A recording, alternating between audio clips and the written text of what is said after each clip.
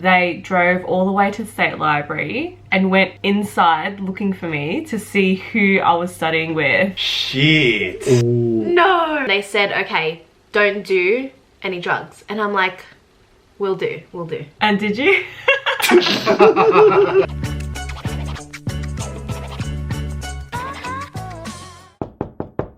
Hey guys, welcome back to our house. So in today's video, we are doing another discussion video, and today's topic is growing up Asian. So we're going to give you an insight on what we've experienced through our lifetime. Without further ado, let's get into it. So the first thing we're going to talk about is strict Asian parents. Did you guys have strict Asian parents yourselves? Like, what was your experience? Oh, my parents were so strict when I was younger. Especially my dad. My dad's just that like very traditional, strict. No, you can't have sex before marriage. You can't have a boyfriend until you get into uni. Whoa. Like, it was that crazy. Yeah, I feel like I definitely had strict parents. I wasn't able to like sleep over at my friend's house. I've got myself, my older sister and my little sister, and my parents were way more strict on me and my older sister, and then they're so lenient on my youngest one. Oh my god, that's Yeah, literally the yeah. same Why as the me. fuck? That's how it always is, Not yeah. fair. But like when I was in high school, yeah, my parents were like, no boyfriend. But as soon as I got out of high school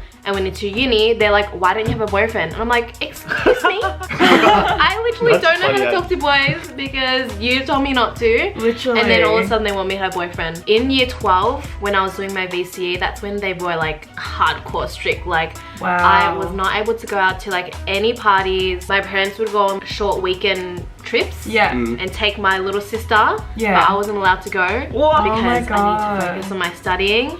Oh, really? Wow. They've definitely eased up as I've gotten older, obviously. As long as you keep rebelling, your parents just kind of like give up, because that's what happened to me. I kept like sneaking out and stuff. This was when I had a boyfriend as well. Did they know that you sneaked out? Yeah. You didn't do a very good job. I'd be terrified to have Jen as a daughter. Yeah, same, man. Cause so much trouble. Same. such a troublemaker. Troublemaker, mate. Sneaking out and shit. Jesus. I think I didn't do that, but whenever I told my parents I would go out, I wouldn't tell them like exactly what I was doing or exactly who I was with. I would lie and say like, I'm just doing this, I'm doing that. If I'm wearing like an outfit I know they won't like, then I'll put clothes over it when I leave the house, and then when I get to my destination, I'll, you know. Yeah. I swear, like every girl has gone through that, wearing a hoe outfit but like having to like cover up or like changing like later on. When I was in high school, my parents were pretty tight on studying and stuff. They wouldn't really let me go out. The excuse I would usually have to use is like I would bring a bag and say that I have books in there, and then my mum would drop me off at Springvale Library. She'd drop me off at the front door and be like, yeah, I'm just gonna study with my friends in here. And I'd walk to the door of the library, look through the window. My mum would drive off, and then I would go out and catch the bus, hang out at like the movies and stuff. Oh, that's good as. That's so smart. That's what you had to do back then. If your parents were that tight, like typical Asian parents, you have to think of other ways to go out. You have to lie. Like there's no point telling them the truth because they're not going to let you go. Yeah. So that's why the Asian parents have created liars. True. How were your parents with the whole dating thing, especially in like high school and stuff? It was just no dating allowed. Same. Literally, I couldn't even have guy friends. And they made it very clear I could only get a boyfriend when I started uni. Some of my guy mates that I was friends with during high school, I would have to lie to like hang out with them. I remember like one instance, I said I was like going to study or something, like at the State Library with some of my like high school mates, and there were guys there as well. And then my parents were actually so strict. They drove all the way to the State Library and went inside looking for me to see who I was studying with. Shit. Ooh. No. And did they find you? Oh my god. No, so what happened was they called me and they were like, oh, we're inside State Library right now. Shit. And I was like, holy shit, fuck, like I need a jet. That's crazy. Yeah, I had to walk out. It's crazy. But like that's the level of tight my parents were. What about you, Lisa? I don't think they were like on that level, but yeah, they were the same, like no dating during high school.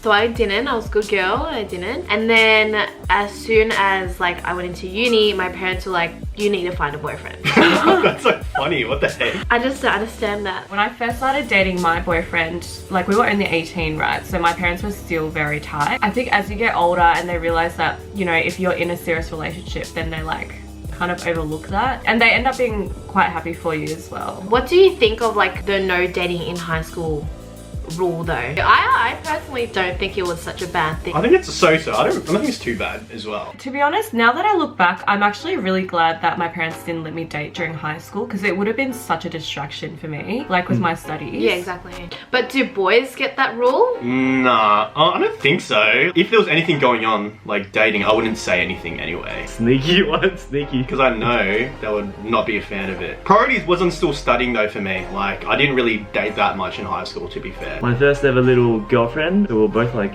year 8 back then. Oh, that's so cute. And like, you know when you're that young, right? Obviously no one can drive, and like, you know, like going out on dates. Yeah, it's so hard to like go out. She lived like kind of close, so our high school year 8 dates used to be going to the park near my house. That's nice, man. That's really cute. One time my mum was like going to the shops or something, so she drove out of our house. She drove past the park and saw me like holding hands with this girl at, like on the playground, and we're year 8s, right? And I saw her car go past the park.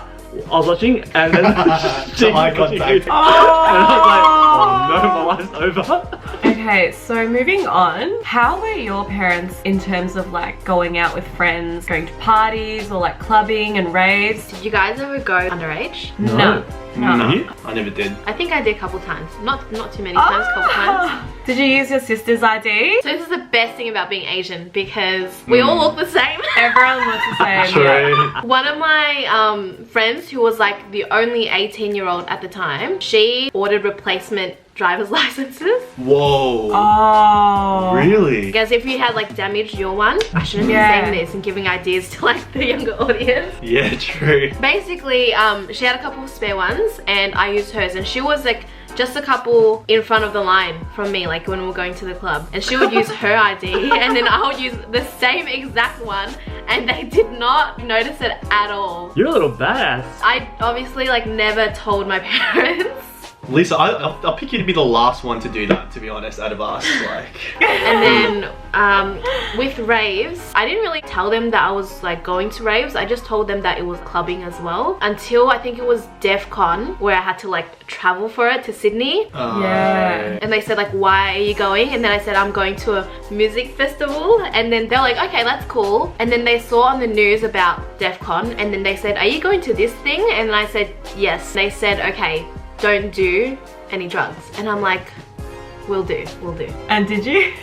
No, I didn't. I think that's what the end goal, that's the main thing that they care about. So just looking out for your safety, that's the whole reason behind it. Same as you guys, like my parents, like I went clubbing, I waited till I was 18, but prior to that, I went to a few house parties and stuff like that, and they knew that I was drinking and stuff like, and going out and having a good time. And they're okay with it, because I would literally like tell them everything. They know that I will be responsible with things.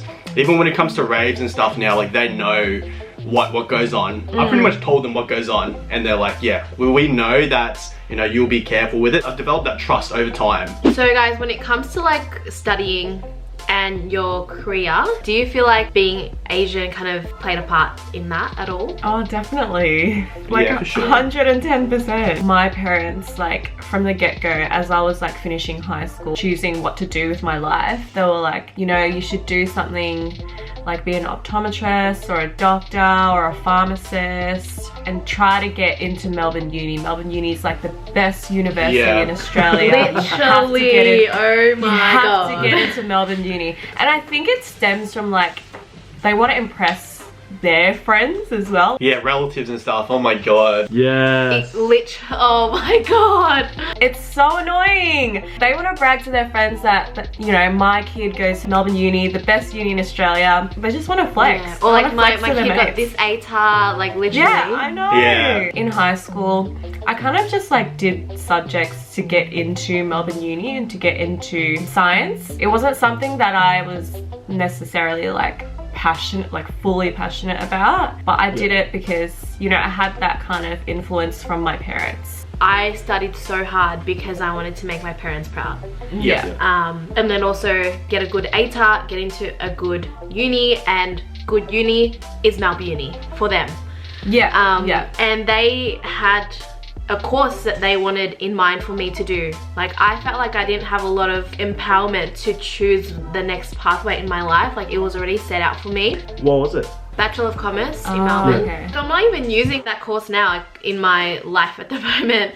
Yeah. And Yeah. I don't even know where my freaking, you know that paper that you get when you graduate? Diploma. I don't even know where it is.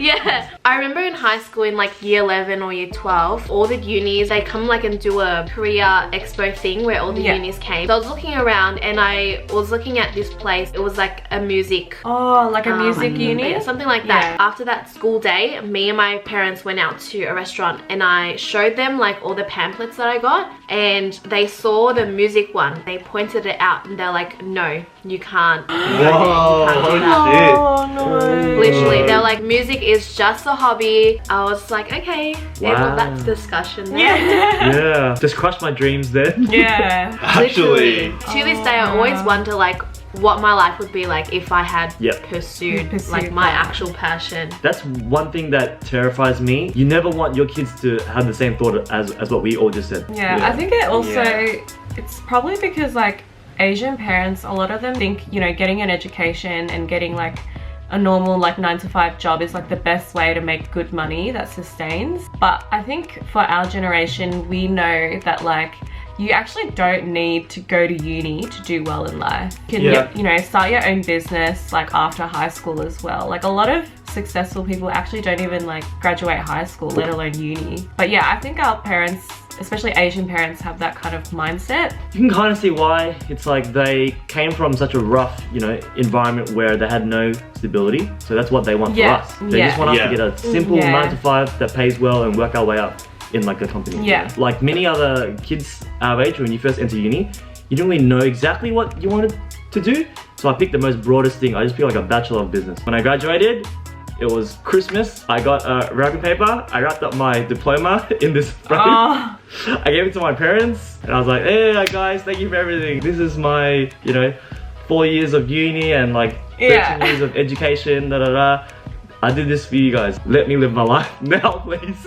Let me live my life now. Really? Did you actually say that? I told them because we had like a kind of a fight like halfway during uni because I wanted to drop out. Really? Because I was like thinking, why am I finishing off this next like 2 years of this degree? It's gonna put you in like debt as well, like you having to pay off heck. Yeah. When I know that I'm not gonna want to use it and I don't even want this degree. But my parents just said, what you need is that piece of paper for stability in the future. Oh, I lost mine. I feel like a lot of businesses and companies now don't really care about that anymore though. 100%. Yeah, I don't think they do. It's more experience based. That degree now, it doesn't mean as much as it used to mean. Yeah. And it doesn't mean as much as our parents think. Because so many people have degrees as well. Yeah, I definitely agree. During high school and stuff, my parents were very education focused. Also because I had quite a bit of pressure as well because like my sister did really well. She got like ducks for her school. So like... Oh my god. Yeah. Pressure. Pressure. Quite a lot of pressure. Yeah, a lot of my relatives and stuff end up becoming doctors and stuff like that. Oh my god. And then like, I remember I was playing golf with some of my relatives one time and then I thought, oh, I'm doing commerce at Monash, and he's like, oh, it's not as good as Melbourne though, is it? I'm like, come on, man.